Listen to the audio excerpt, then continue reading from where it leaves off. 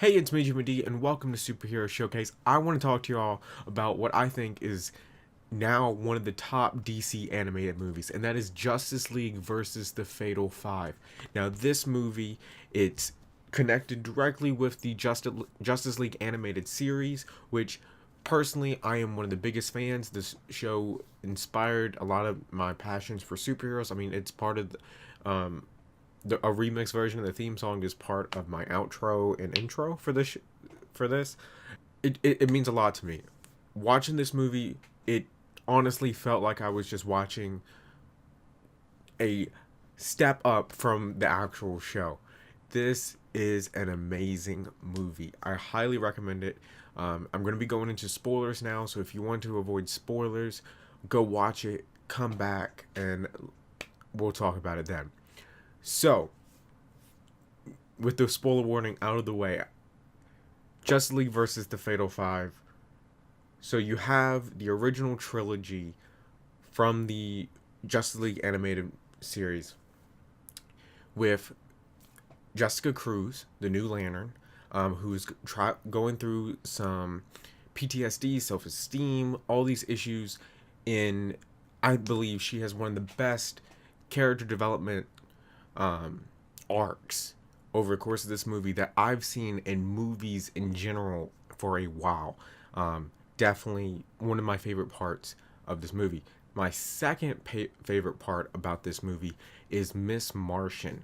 She teams up with Batman for the majority of this movie, and let me tell you, that is a duo made in heaven. They are back and forth. You have Batman being Batman to her, and literally one line is that at the beginning of the movie he tells her that he does not work with teenagers, so she proceeds to morph into Robin from the animated show, and it's awesome. There's a great one liners. Other parts of the DC animated universe, you go to the Lantern world, to the Lantern prison to be exact, where they go free Emerald Empress and Validus, because basically they're holding Persuader, Mano, and Tharok is holding Jessica Cruz kind of hostage. Then you have other lanterns coming in and helping her out because she's learned, been paying attention to the lantern stuff and studying, and it's honestly great. The fight scenes in this movie is fantastic. You have Mr. Terrific in the movie also. He's amazing. I mean, it's just great to have the original trio in this movie. It honestly feels like no time has passed, and it is wonderful. Wonder Woman has gotten a little bit of an upgrade. She has a sword now. I don't recall. I don't remember her ever using a sword, really, other than a few moments on Themyscira in the Justice League show. So she has a sword, and they use it to her advantage. Also, she fights Persuader in this movie, and she grabs hold of his axe as it's flying through the air, and it is one of the most badass moments ever.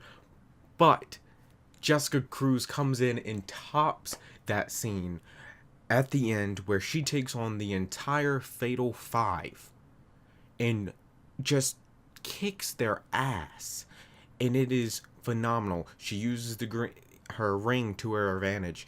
I mean, there's a powerful emotion. There's three, four powerful and emotional scenes in this movie. I'm not going to go too much into those because I do want to leave those up to you to see if you haven't seen this movie already. Most of them involve Jessica Cruz. They are impactful. They will hit you in the gut. Now, this does, when I said earlier about this being a step up, it is a step up. This is more adult than the typical Justice League animated show. People get killed. It was a little weird at first seeing it, but it just flowed naturally after that. after the first initial, like, oh, they're straight up dead, they got a hole in their chest, then it kind of took back. The Legion of Superheroes in here as well, just briefly at the beginning, a little bit in the middle, and then they show back up at the end. Again, they're great. The one thing I do have to say, I don't know when this takes place compared to the animated shows, because if I feel like it would take place after for a while. They don't exactly give a year, but that's the Justice League animated show anyway. Supergirl's not with the League, so I know the Unlimited episode where she goes there and her and Brainiac 5 get together and she stays in the future. She's not in the future, nor is seen at all when dealing with the League, so I don't know if that's happened yet or they just do not worry about it. They probably just didn't worry about it. That's just me being a super fan with the show. But anyways, this is an amazing movie. You need to see it. Let me know in the comments below if you have seen it. What are your thoughts? Are you going to see it?